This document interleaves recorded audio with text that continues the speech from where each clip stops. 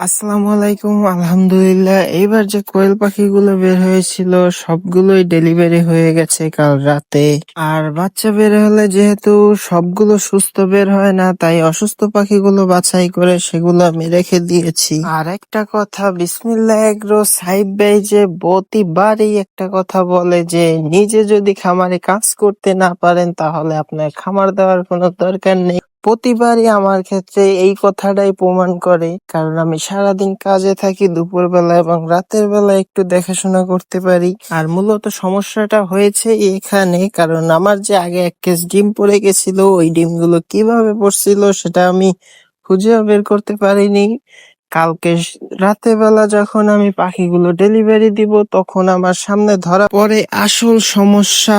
এখানে সমস্যাটা হয়েছিল, এখানে যে সেন্সরটা লাগানো ছিল ডিম নিচে এসে থেমে যাবে, ওই সেন্সরটা এমন ভাবে বাঁকা করে লাগানো হয়েছে যে ডিমের যে ফ্রেমটা ওইটা এসে সেন্সরের উপরে পড়তো না, যার কারণে এখানে যে টার্নিং মোটরটা আছে মোটরটা ঘুরতেই থাকতো, যার কারণে ডিমের কেসগুলো সব একবারে নিচে খাড়া হয়ে চলে যেত, যার কারণে এখান থেকে ডিম পড়ে গেছিল। আর এখানে যে নতুন ডিম দেওয়া আছে এখান থেকেও কালকে আমার প্রায় 12 থেকে 13টা ডিম পড়ে গেছে। আর ওগুলো ভুলবশত আগে যে বাচ্চা বের হয়েছে ওই ডিম মনে করে ডিমগুলো ফেলে দিতে হয়েছে। আমি মেশিনটি আনার পরে মেশিনে কোনো রকম কোনো সমস্যা পাইনি, এই একটি ভুল ছাড়া। তো তারপরও ভাইকে অনেক ধন্যবাদ, কারণ কিছু কিছু ভুল যদি জীবনে না আসে তাহলে কিছু শেখা যায় না, ভুল থেকে শিখতে হয়। তো আজকের ভিডিও এই পর্যন্তই। আসসালামু আলাইকুম রহমতুল্লাহ।